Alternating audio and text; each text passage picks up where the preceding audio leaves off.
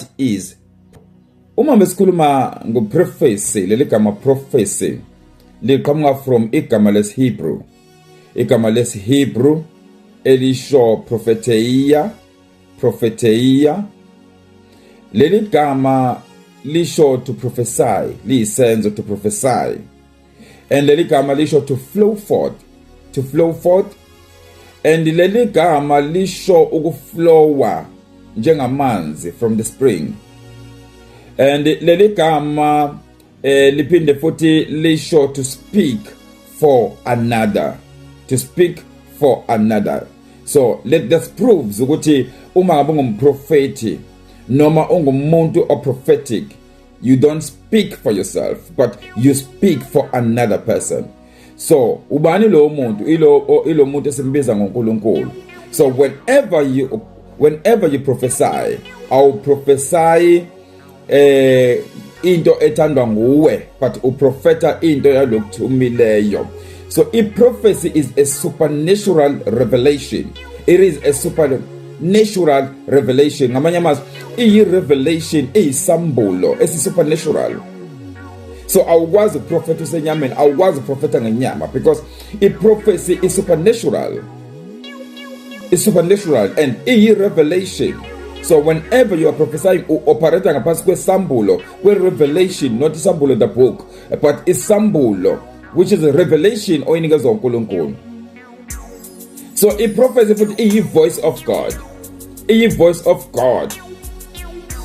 Voice of God. Lapho uNkulunkulu esuke eletha khona i-edification, eletha khona exhortation, eletha khona i-comfort. Iletha i-edification, iletha i-exhortation, iletha i-comfort.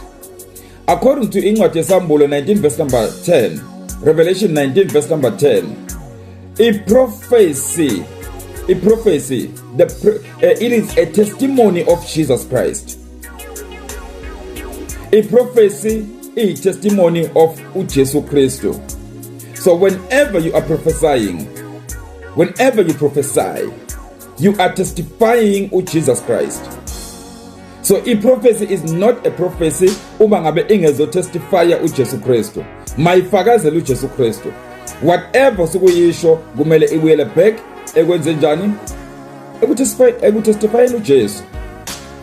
So yonke ke prophecy true prophecy. Yonke prophecy true prophecy kumele iqhamuke kuJesu Kristu. Yonke prophecy true prophecy kumele iqhamuke kuJesu Kristu. And kumele iveze uJesu Kristu, and kumele idonse abantu ibayise kuKristu. Ayikwazi prophecy by prophecy ingamvezi uJesu Kristu. Ayikwazi prophecy by prophecy ingabadonseli abantu kuJesu Kristu.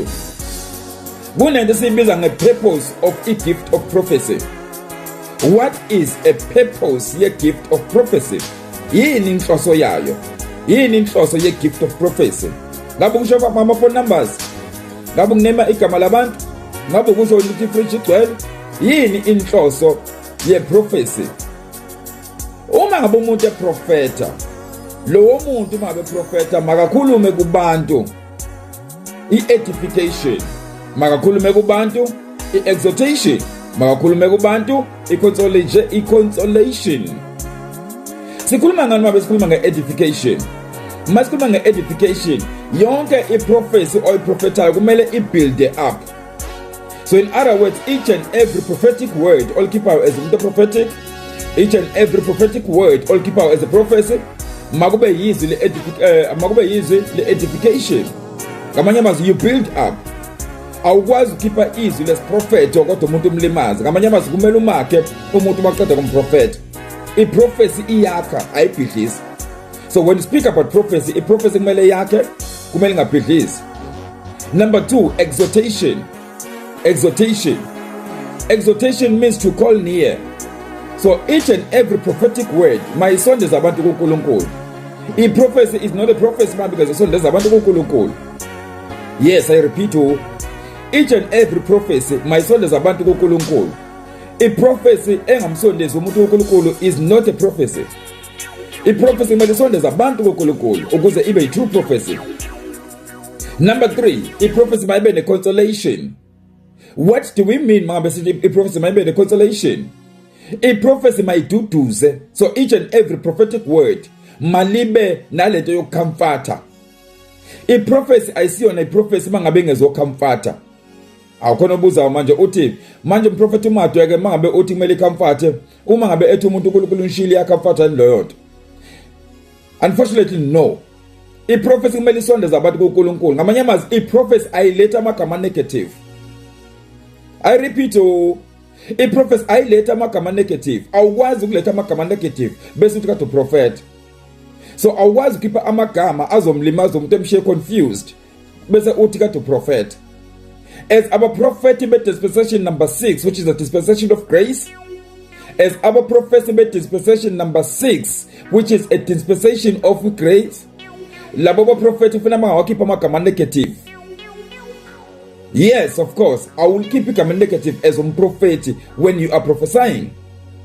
And as our prophet in the New Testament, we are not allowed ukubiza umlilo phezu kwabantu. We are not like calling fire uthi baba baqothule baba baphihle. No, it doesn't work like that.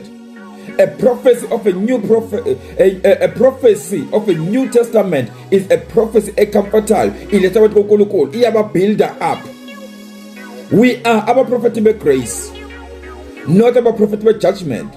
Ngelinye ngasikhuluma ukuthi abaprofeti bahlukene kawu2. Kuna abaprofeti be judgment nabaprofeti be grace. So our prophet be dispensation number 6, our prophets bani be grace, not the judgment.